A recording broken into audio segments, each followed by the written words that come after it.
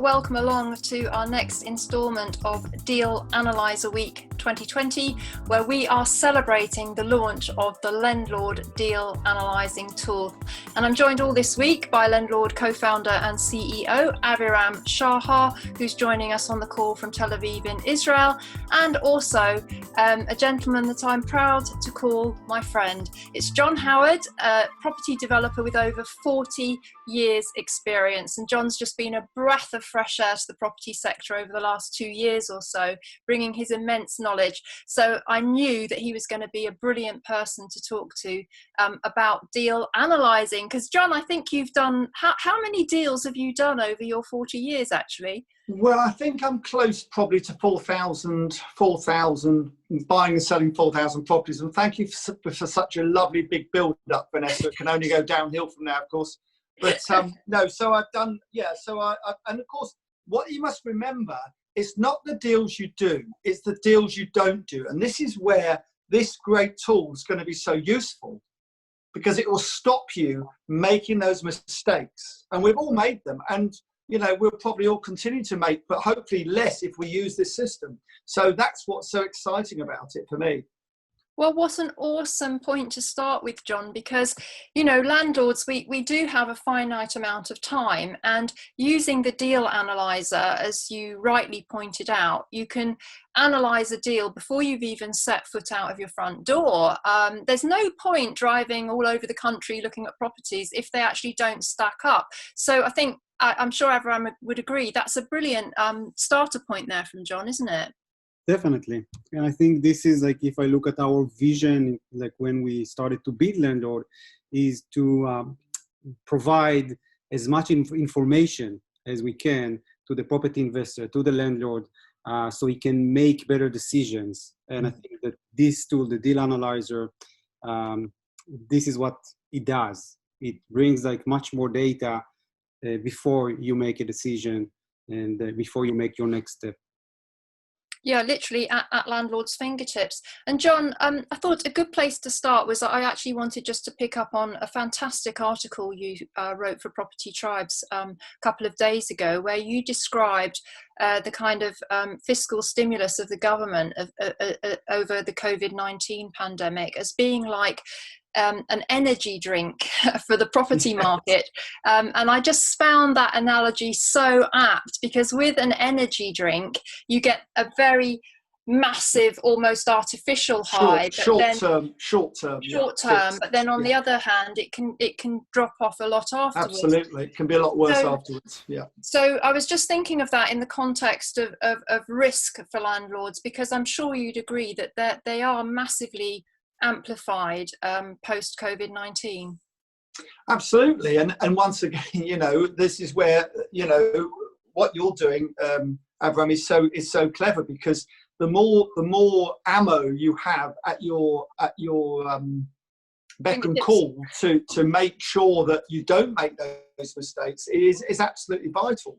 And of course, you know, one of the things people ask me an awful lot in my seminars, one of the big questions, two of the big questions are, how do I find deals? And the other things, how do I assess a deal? And they're the two big things that I get asked. And, you know, assessing the deal, like we said earlier, you know, some of the best deals are the deals you don't do. In other words, you know, you can't afford to get too many wrong. Everyone gets the deals wrong from time to time. It happens. And anyone who says they haven't probably is a liar. But, you know, you're looking to make a mistake in 1 in 10, probably 1 in 15.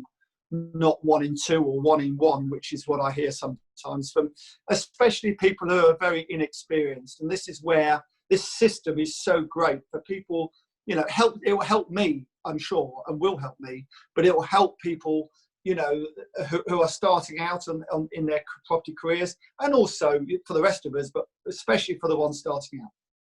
Fantastic. Well, John, you know, we mentioned at the start that you've been involved in the property sector for over 40 years. And when you started out, these digital tools were not available.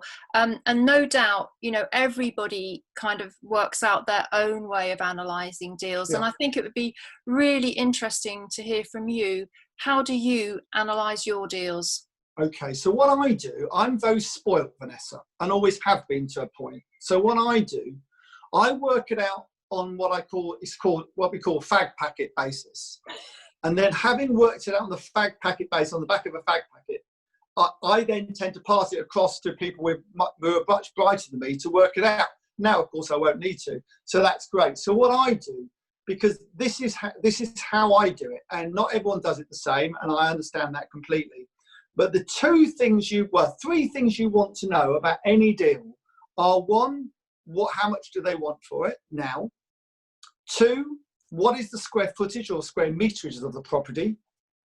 Because if you get the square meterage, you can then work out two things. One, what it's going to cost to put right.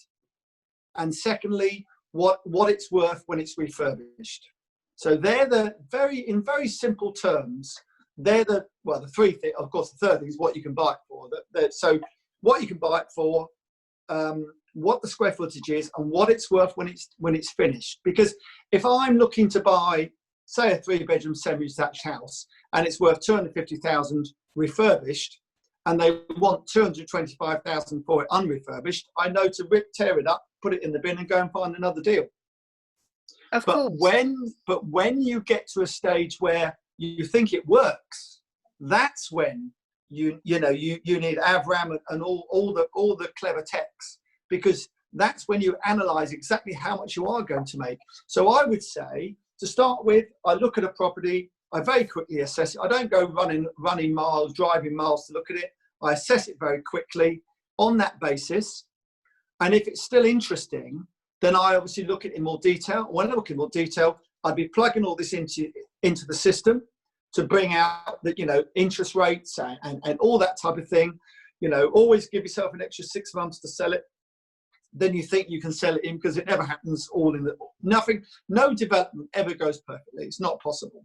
So always add a bit of extra time to just take the pressure off yourself, and until the bank is going to take longer, tell your backer it's going to take a little bit longer if you've got a financial backer. Just take a bit of pressure off yourself, and don't try and be too clever. But of course, what's great is you can work everything out on this system, send it to your financial backer if you've got one, or your bank manager, and they can see exactly how you've worked it out and exactly how it should be and how professional that all is. So that's absolutely super. Well, I think that's an awesome comment there as well, John. Thank you. And Aviram, as John says, if you're able to do a printout of it's almost like a mini business plan when you're analysing your deals, and send it to your broker. It's really going to help on the financing side as well, which is something we haven't touched on till now. But I think also, in John's case, what I'm trying to explain is John is kind of an analog deal sourcer, because. Do you mean old? Well, didn't want to say that, but the tools like this have only really been available in the last 5 or 6 years or so, to be honest. The level of sophistication that we have with this tool, and we're not trying to say there's a right or a wrong way to do anything. Everybody will have their own tried and tested methods, and one of the things that will come into that is gut instinct, which you can't account for on a analyzing software platform. But what we're saying, Avram, is that really the deal analyzer is an extra level of due diligence, and as John rightly pointed out, particularly for newcomer landlords, it's an even greater tool to assist them to get going. Definitely. And I think that the way we designed it is that it's customized as the entire platform, and you can put the high level figures, but if you want, you can deep dive into the refurbishment costs, and you can put like how much you think you're going to invest in terms of development. And then you can see the entire purchase cost, that it's not just the purchase price. It's very important. Avram, it's such good discipline for everybody, because everybody, and I every time I send a deal to my partner, my business partner, or a backer, they always make out that it's not as good as I think it is, and it's never as good as I think it is. Yeah, because they've done all the figures. They've done what you're doing longhand. Now they're going to be able to do it shorthand with yourself. But, I swear to God, over the years, I think my business partner's got a slush fund And when I tell him there's 32% profit in it, and he comes back and says 27, when he retires, which is soon actually, he's going to come to me and say, John, you know all those times I said to you the deal wasn't as good as you thought it was? And I'll go, yes. But here is the fund that I put that extra money into, and we're now going to share it. I wish. But of course, that's not the case. Things cost a lot more than people realise. And the one thing that comes out strongly in your system is the working out the interest, because people really don't understand how expensive interest is. It is hugely expensive, and it can stop you doing a deal or doing a deal. You know, it's that much. People worry about the cost of, converting a property or refurbishing it, which is expensive. But I tell you what, if you don't sell that property within a sensible timescale, that interest can eat you up. Even now, when interest rates are so low, if you're developing a property, you can't get those cheap interest rates. You're going to be paying between probably 6 and 10, 12, 15% for your money. And that, if you don't get on with it quick, that will eat up all your profits. And you now can analyze that for them, and they can actually see that happening. Whereas in the past, they've probably gone, oh, well, yeah, the interest is this, and not really thought about it, not worked it out properly either. So, that's great. Yeah, sure. I think this is the thing. Now with the Deal Analyzer, you can see everything. You can see how much you will pay in interest rate, what will your mortgage cost, what will all like the other costs, and by the way, in the near future we'll start to add some statistics. So you will have also some benchmarks to understand what cost you should predict, and when you see everything in one screen, and we try to do it very simple, so you can see all the metrics in front of your eyes. And if you want to deep dive, you can basically go to other pages. And I think, it's very important, because all the data that the property investor now needs to know before invest will be in front of his eyes in few clicks. Yeah. Literally at your fingertips. And John, I know you'll agree with me on the next point, is that also in property, you do have to have a plan B, just in case plan A doesn't quite come to fruition. And I think that's going to be quite handy as well, Vanessa. plan Z even. But the other good thing about the analyzer is you could obviously assess a property in the event that you couldn't sell it, what rental yield it would achieve for you if you had to revert to plan B. And I think that's going to be even more important for people in these very, very uncertain markets. For sure, Vanessa. Always have an out before we have an in. Always know what you're going to do if your first plan doesn't work. And, if you haven't got that, if you haven't got a plan B, you really shouldn't be buying it to just do plan A. You need a plan B. And again, this is where the analyzer is great, because it will show you whether there is a plan B or not.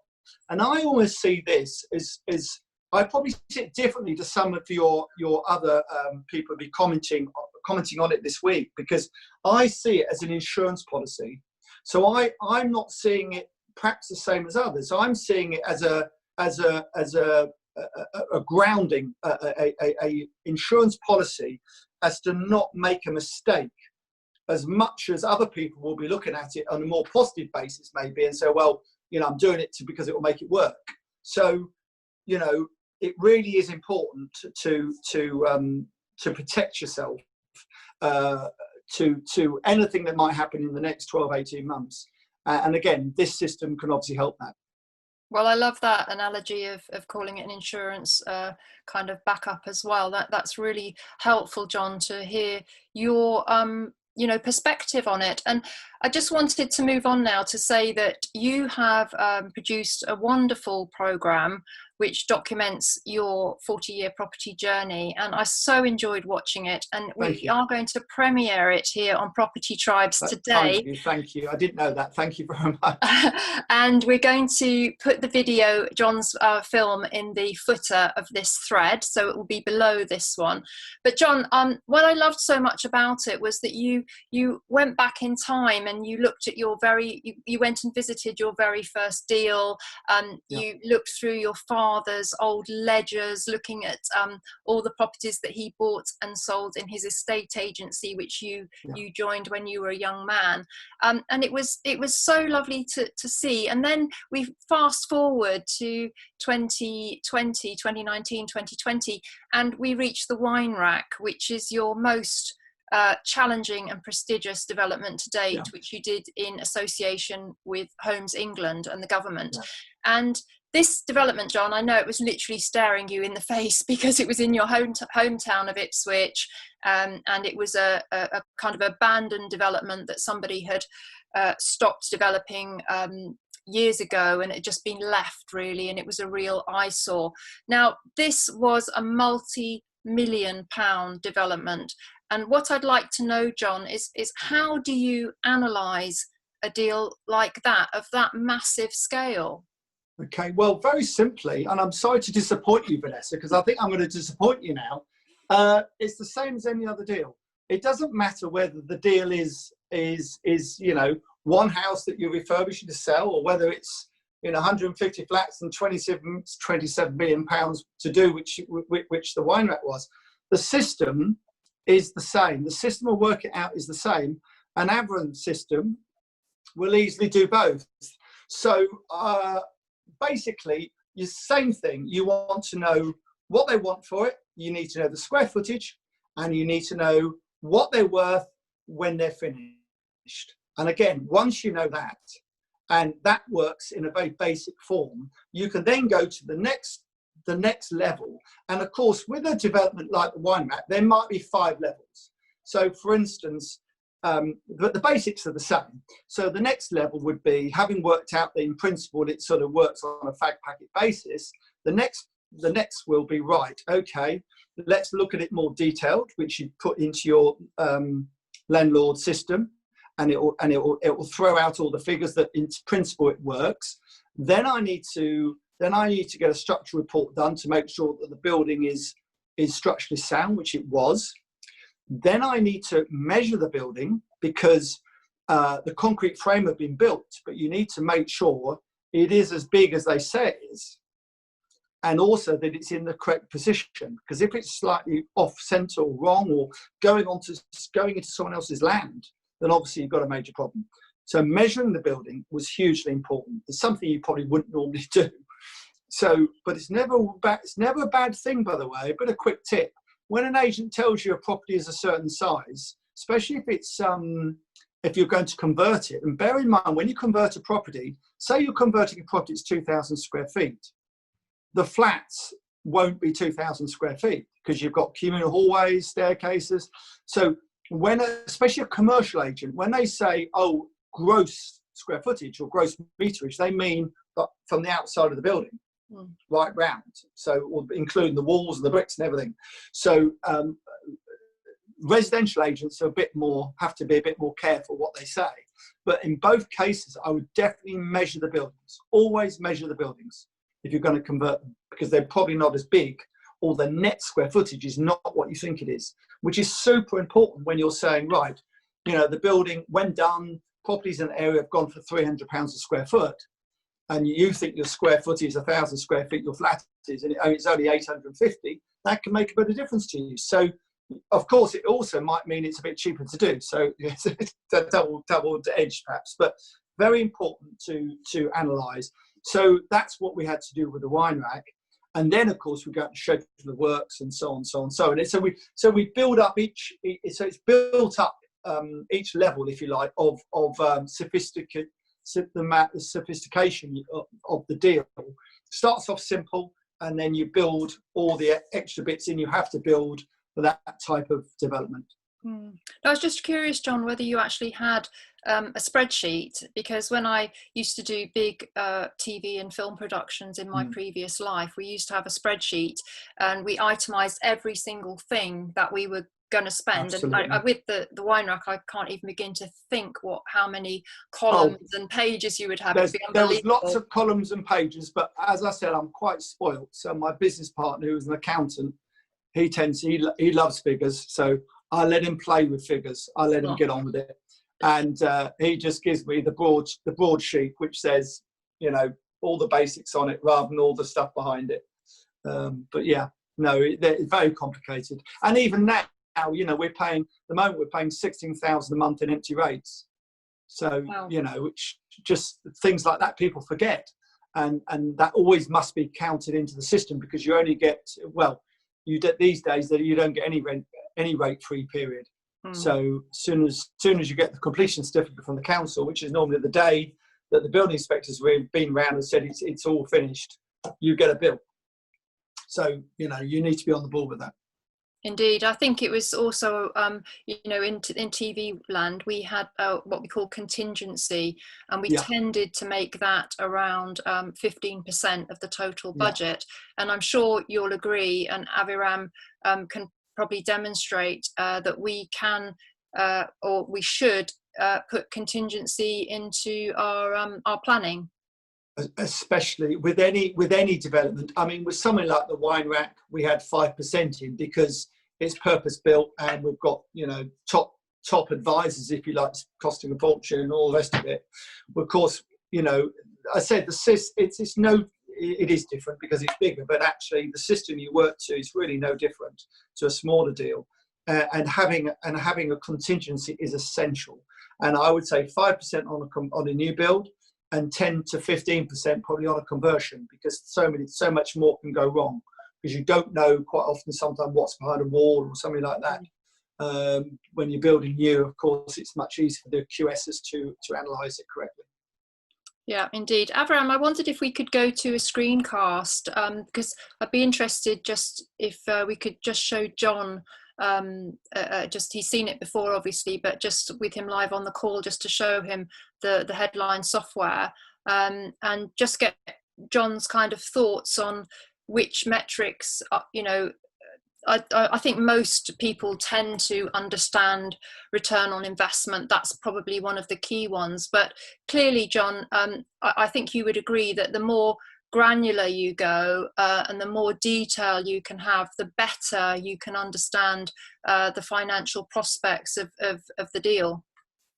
Absolutely. And not only that, of course, the more it gives your backer or your bank, because most of us have got banks, if we haven't got backers, confidence, because it, you know, it's so in confidence with your people who are investing in you, and a bank is investing in you as much as a backer is, a financial backer is. It's so important to have their confidence, and the more information, solid information like this you can give them, the better, because they might even offer you, you know, a better interest rate because of it, you know, because they know you're confident and you know what you're talking about, and they can see how good the deal is. It might be better than they thought it was.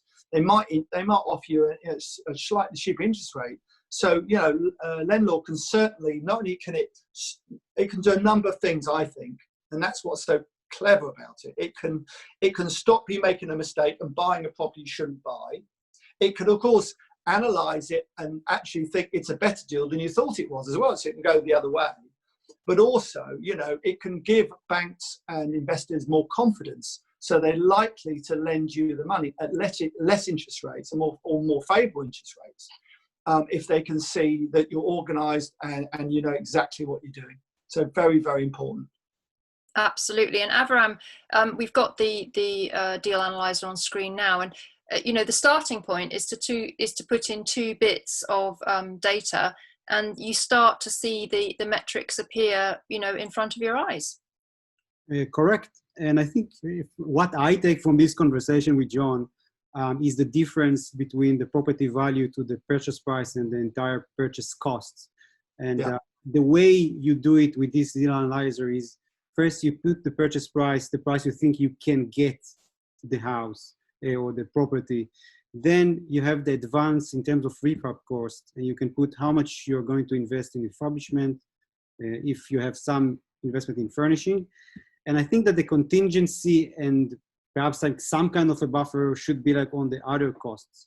Yeah. Once you track that, you can see that your ROI might go down, because even if the house now worth 470, when you sell it, because you invested much more, the return on investment will be even like on a minus. Of course, that if you think that your refurbishment will appreciate like the property a value, then you can put the number you think be the worth value, and then perhaps John, you can have it how you can get this number. Yeah. How you assess, like, after I invest 12K in refurbishment, how much it will take my value. The good thing with the Deal Analyzer is that you can see the difference in the ROI and the difference between the value to the purchase cost. No, it's very, very, very good and very simple to use. You know, I've had a little play on it, and I'm, as I've already described myself, one of my bits spoiled, but I'm also a bit of a dinosaur, and even I could work it quite easily. So that's a good test for you. Awesome. Well, John, we're going to close this out now, but I just wanted to finish by saying that you've got your set of 3 training days happening about every other month, currently online for obvious reasons, a starter course, a course about buying and selling at auction, and also an advanced property strategies course for those people that are already quite far down their journey. And also you have your mentoring program for those that want to go to the next level after that. But just wondering, will you be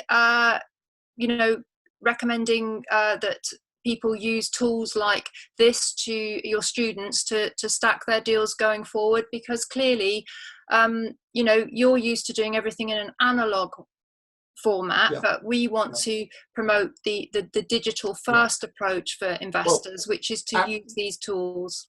Absolutely. And we've all got to be forward thinking and looking forward, and any tool, and this is an excellent tool that analyzes deals quickly and efficiently, is something that we all need to use, and certainly I'm using it going forward, and I will be recommending everyone on my seminars and webinars to do the same.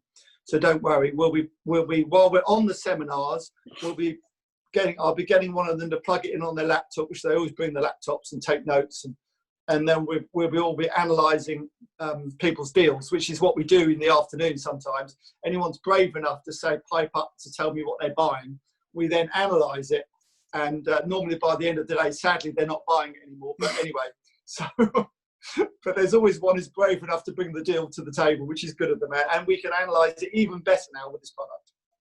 That is so awesome, John. Thank you for your positivity and your support of Lendlord. And I love that thought of doing your deal analysis module on your course on a platform like Lendlord, because obviously it's real time, insights, and it would be a great actual learning tool for your seminars as well. But I can't thank you enough for taking part in our Deal Analyzer Week. It really means a lot to us to have somebody of your immense knowledge and credibility to be part of our week, and you always bring so much value. And I do again want to remind everybody to check out John's film, which is below this video, because it really is insightful, absolutely fascinating to see John going back in time and then forward in time to what he's doing now. And he's very generous in the film. He shares a lot of his tips and knowledge that he learnt along his own journey. So thank you to you, John. Really always appreciate it. Pleasure's always, Vanessa. Thank you. Thank you. And Avram, we are back again tomorrow, aren't we? And we will continue our Deal Analyzer Week 2020. Do hope you've enjoyed this call with John Howard, but we're signing off now. Thank you to everybody on the call, and we'll see everybody tomorrow. Bye. Bye-bye.